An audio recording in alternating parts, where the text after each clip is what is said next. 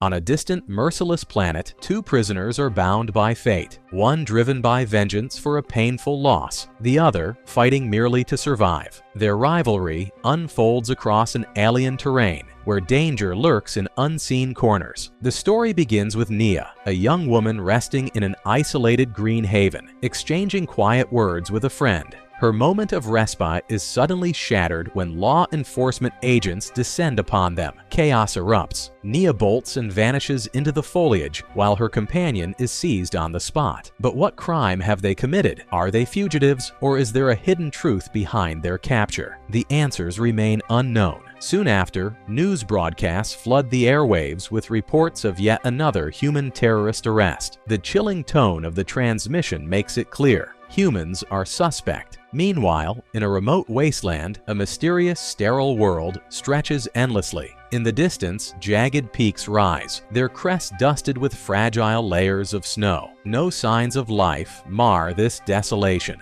Deep within a shaded cavern, a lone figure advances, his breathing controlled by the rhythmic hiss of an oxygen mask. This is Theodore, a man driven by purpose. In the rocky depths, he methodically extracts raw diamonds, packing each fragment with mechanical precision. When his toil is done, he secures the gems to a rudimentary pulley system and sends them skyward, disappearing into the unknown. But where do they go? That too remains a mystery. Later, aboard a dimly lit spaceship, Theodore sits alone. A flickering screen casts an unsteady glow across the cold metal walls as it plays an old video, a couple caught in a fleeting moment of happiness. As he eats in silence, the weight of isolation presses upon him. His presence on this distant world, the necessity of his oxygen mask, and the harsh, unforgiving landscape make one truth undeniable: this is not Earth. The screen stutters again, showing Theodore and his wife, Mona, laughing and chatting. Lost in the memory, he watches as Mona speaks excitedly of exploring new worlds, perhaps even visiting Mars. He thinks that might be where he is now. To break the stifling silence, he plays music and begins to dance. His days fall into a repetitive rhythm: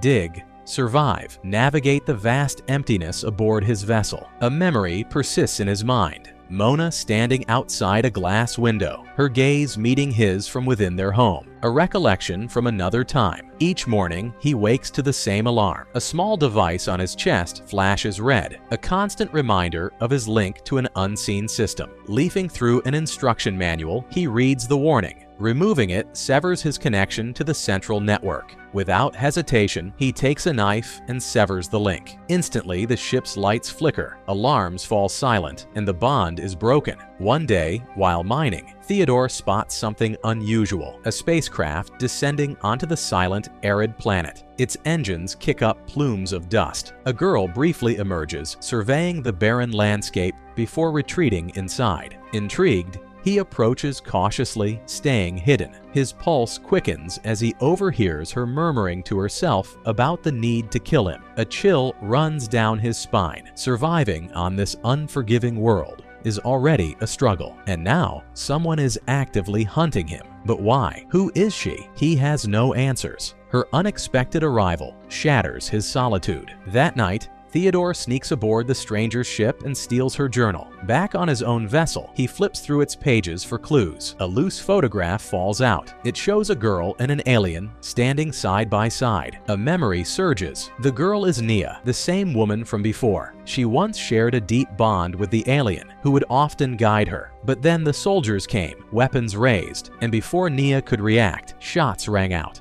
felling the alien before her eyes. Back in the present, Nia awakens inside her ship. Another flashback floods her mind. Her rough landing on this planet. Mere minutes after touchdown, her craft's engine failed, stranding her alone with a single mission. Stepping outside, she surveyed the desolate terrain, the very vista Theodore had witnessed. A torrent of memories overwhelms her. The soldiers' assault, the gunfire, the devastating loss of her companion. The weight of grief crushes her, stealing her breath. She gasps and stumbles backward, then retreats inside. But it's not only pain that chokes her. The air outside is unbreathable. She had ventured out without her oxygen mask. Inside, a robotic assistant springs to life, its synthetic voice breaking the silence with mission updates and survival protocols. Nia ignores it at first, sinking into a chair while she retrieves her journal and flips to a blank page. The robot, persistent, reminds her to eat. Reluctantly, she complies and opens a food pack. Then the robot delivers unsettling news. Theodore is here. Both have been exiled to this planet, condemned to isolated survival. Before her arrival, Nia had sought confirmation on whether she must eliminate Theodore. That was the reason for her immediate fear when she first heard of him. Now the robot clarifies, there is no need to kill him. Theodore is already at a disadvantage, and in these harsh conditions, his survival is unlikely. Nonetheless, the night she snuck aboard his ship, Nia had been alert. She sensed his presence but chose to let him take what he wanted. The next day, both mine minerals in the same barren stretch. Tension hovers in the air like a silent threat. Theodore keeps his distance, distrustful and wary. When Nia notices him, she departs wordlessly. Hours later, she returns to her ship with a nagging unease. Her gaze falls upon the table where her journal should be, but it's gone. A cold realization takes hold. Theodore took it. The robot quickly alerts Nia. The second prisoner, Theodore, has stolen her journal. Rage surges through her as she races back to her ship. Inside, Theodore pores over the pages, absorbing every word, when the sound of footsteps halts him. Before he can react, the door bursts open and Nia strides in, pressing a knife firmly to his chest. I warned you, she whispers firmly. Stay away from my ship. Without waiting for a response, she snatches the journal and storms out in long strides, leaving Theodore stunned. If she truly intended to kill him, why had she spared his life? That night, Theodore stands again outside Nia's ship. This time, she sees him approaching. Her grip tightens around the knife as she opens the door. Didn't I tell you to stay away? She reminds him sharply, but Theodore does not raise his hands in defense. Instead, he does the unexpected. He apologizes. I shouldn't have stolen from you, he says calmly. His composed manner lowers Nia's guard, though she shows no sign. She turns to leave, but pauses when he speaks again. I'm Theodore. Something about his name makes her stop. Without looking back, she snaps, how funny, I'm Theodore too. With that, she closes the door, making it clear she has no interest in conversation. The next morning, as they work, they silently load stones onto the pulley system, their only link to Earth. It's here that Theodore finally learns her real name, Nia. The following morning, Nia departs, only to notice something affixed to the loader, a note from Theodore inviting her to dinner. Skeptical, she turns to her robotic assistant. Who is he really? She asks. A murderer, a thief. What kind of prisoner? Meanwhile, inside his own ship, Theodore carefully prepares a meal. He sets the table, adjusts the lighting, and waits. After a moment's hesitation, Nia arrives. He greets her with a small, hopeful smile. Welcome. She surveys the arrangement warily, then steps inside. Over dinner, they cautiously share glimpses of their past lives on Earth. Just as Nia begins to lower her defenses, Theodore does something that truly surprises her. He speaks in her native tongue. As they converse, Nia reveals her hometown, Oan, near the Black Sea. Theodore, who has visited before, describes it as dark and mysterious. You're wrong, Nia corrects him firmly. It's just a normal sea. Their conversation veers into deeper territory. Nia unexpectedly confesses she had been on a mission to assassinate the Prime Minister when the police ambushed her. Meanwhile, Theodore introduces something far stranger, an alien gas that drifts freely through this planet's air, an invisible entity that records human thoughts and reproduces them as voices. At one point, Nia steps away to the bathroom, but the brief solitude triggers a painful memory, her desperate flight from the soldiers, the moment everything went wrong. Elsewhere, Theodore, lost in thought, drifts into a memory of Mona. Later, as he goes to fetch water outside, he encounters the swirling purple gas. The ghostly whispers it produces send a chill down his spine. A sudden recollection grips him. Mona standing in her home with a tense expression. He remembers feeling something invisible stalking nearby. When he moved to investigate, Mona tried to hold him back. In panic, Theodore staggered back to his ship, shaken. Then it dawned on him. The gas knows everything about him. Seeing his distress, Nia unexpectedly tries to comfort him as he struggles with fragmented memories of his former life. Fleeting glimpses emerge, though they remain incomplete. They continue talking, and Nia speaks of her own pain, the murder of her family during the war. The weight of their losses hangs between them, unspoken but understood. Later, they sit together and drink tea in silence. Nia's eyes scan Theodore's shelves: whiskey, marijuana, tea, and other luxuries. She studies him with a suspicious blink. He was here before her. But if they are both prisoners, she wonders, how did he manage to live so comfortably? As Nia prepares to leave, Theodore suddenly calls her by name. She halts and turns. Then, without warning, she reveals her true identity: Nathan Flanagan.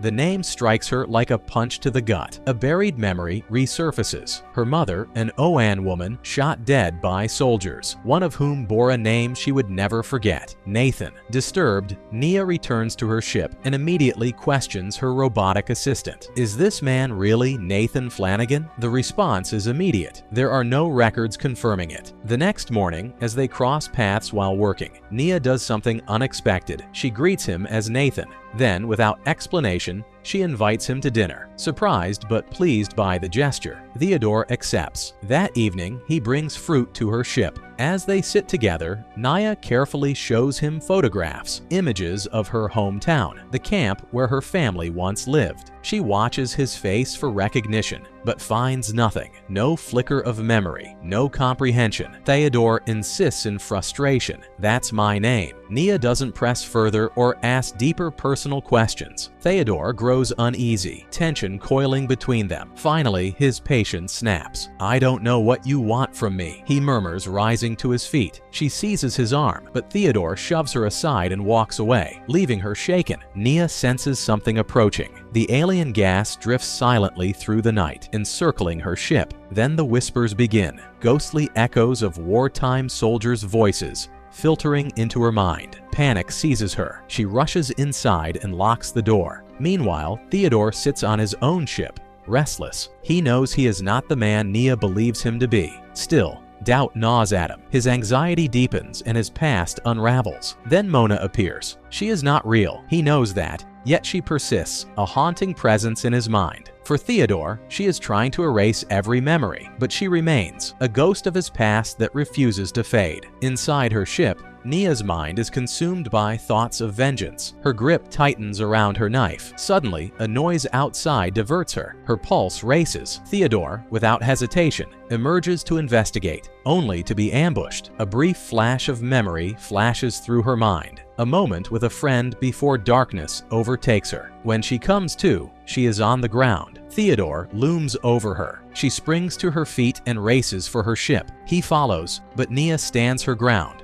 sword in hand. Stay back! Her voice rings sharp and unwavering. Theodore hesitates. He tries to justify his actions, but she has no interest in excuses. You're a war criminal, she says, eyes blazing. You murdered 7 innocent Oans. The alien gas told me everything, she adds. Silence. Both are trapped by their tortured pasts. Theodore's mind drifts. He stands by a window with Mona, sensing an invisible presence lurking nearby. For Nia, the pain is immediate. She relives her mother's shooting, the moment her life was stolen. Frustrated, Theodore denies it all. His anger flares, and he pushes her back. Her fury pushes her forward. In an instant, she grabs a nearby object and strikes him. Theodore staggers, clutching his head as Nia vanishes into the night, gasping for oxygen. Then, suddenly, the alien gas envelops him, thick and swirling, suffocating. A memory grabs him. He sees himself pulling a knife from a drawer filled with black liquid. His fingers tighten around the handle. He turns toward a door, knowing that Mona is inside with someone else. In the present, Theodore denies it all again and begins searching for Nia, who is trying to open another ship's door. But whose ship is this? Could there be another prisoner here besides them? Nia manages to unlock the door of the vessel and steps inside, only to find the skeletal remains of someone hanging before her. It suggests that another prisoner was once here, one who finally took their own life. The dilapidated state of the ship implies it has been abandoned for centuries. Nia grabs a pole and hides inside the craft. The moment Theodore enters, She strikes him with the pole, knocking him to the floor. She continues to beat him, drawing blood. A flashback reveals Theodore murdering his wife with a knife driven by jealousy, igniting the rage within him. Nia kicks him mercilessly, demanding he confess what he did to her family. Exhausted, he finally staggers out of the ship. Inside, the same words that were scrawled during the war when her family was massacred are etched on the walls, accompanied by his name. Perhaps it was the previous prisoner of this ship who wrote those words before taking their life. Later, Nia sits in her own ship, slightly wounded. A robotic assistant interrogates her, but she snaps and throws it to the floor. Then she hoists the injured Theodore into her loader and carries him to her ship. That night, she opens her journal and finds the name Nathan Flanagan scrawled everywhere. Suddenly, she senses the alien gas approaching her vessel again, a substance that allows her to hear her own thoughts and those of her mother, driving her to tears. Determined, she confronts Theodore once more, revealing that he never set foot by the Black Sea and knows only a few phrases of her language that he must have learned from his neighbor, the very man Mona had an affair with. The so-called Black Sea he described was actually the drawer where he found the knife submerged in black liquid. The texture of the sea he showed at dinner matches exactly the substance in that drawer. Through their conversation, Nia uncovers the truth. Theodore deliberately deceived her. He read about Nathan Flanagan in her journal and used the name to fool her. Now certain that Theodore is not the man who killed her family, Nia's anger crumbles. Overwhelmed, she breaks down in tears as memories of her loved ones flood back. She vows that if the police do not punish those responsible, she will take revenge herself. Watching her distraught, Theodore offers a solution.